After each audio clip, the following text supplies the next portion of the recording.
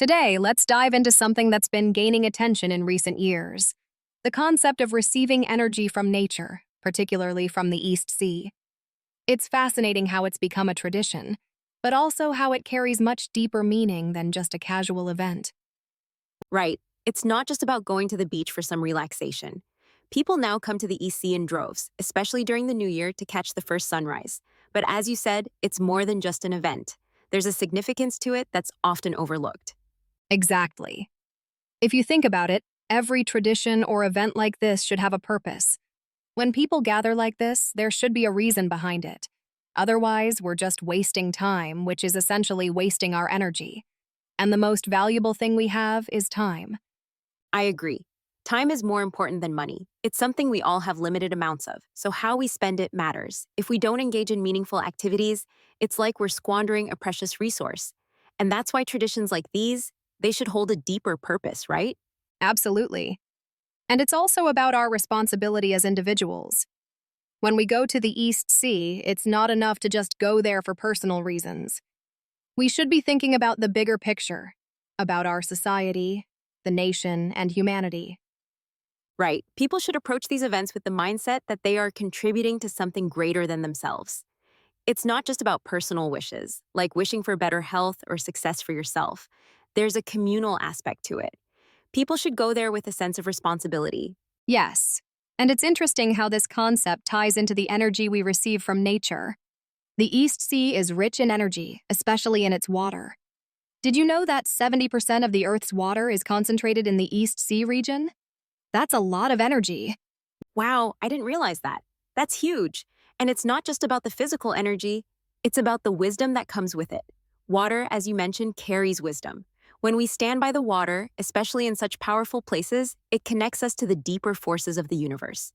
Exactly. And there's this idea that in order to receive wisdom and energy, you first need to build yourself, physically, mentally, and spiritually. Once you have that foundation, then you're ready to open yourself up to the broader energies that the earth offers. Right? It's like a process of preparation. First, you gather your personal strength and wisdom, and then you're ready to receive. But what's important is to make sure that when you're there, you have the right mindset. This is where we see the difference between those who just attend for leisure and those who truly understand the purpose. That's true.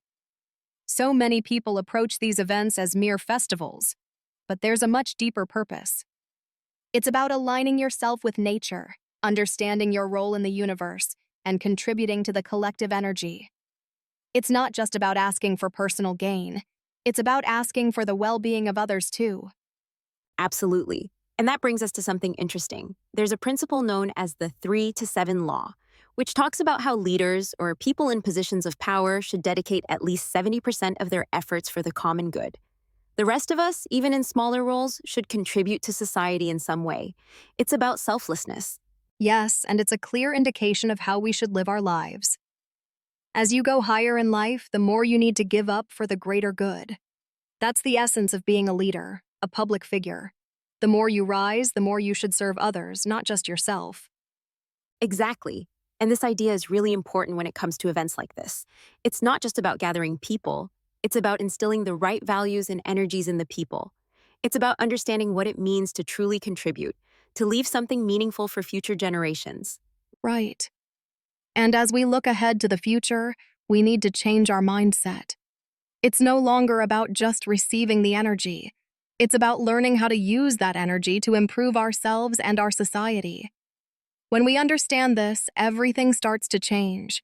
Our perspective on life, on nature, on our roles, it all shifts. Absolutely. And the New Year gatherings, like those in the EC, are just the beginning.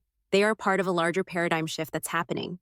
We need to understand the depth of these traditions and how they fit into the bigger picture of personal and collective growth. That's right. So when you go to these places, it's not just about getting a glimpse of the sunrise. It's about aligning yourself with the universe, with the energy of the land and sea, and reflecting on your responsibility to the greater good. It's all about intention and action. Exactly. If we can approach these events with that mindset, then it becomes a powerful force for change. It's not just about a festival or a tradition. It's about tapping into something much greater and ultimately becoming better, more enlightened individuals. Well said.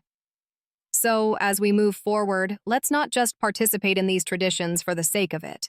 Let's do it with purpose, with intention, and with a sense of duty to ourselves and to the world around us. Absolutely. It's all about living with meaning, not just existing. That's what makes these traditions powerful. And with that, we leave you to reflect on your own purpose. May the energy of the universe guide us toward a brighter, more meaningful future. Until next time.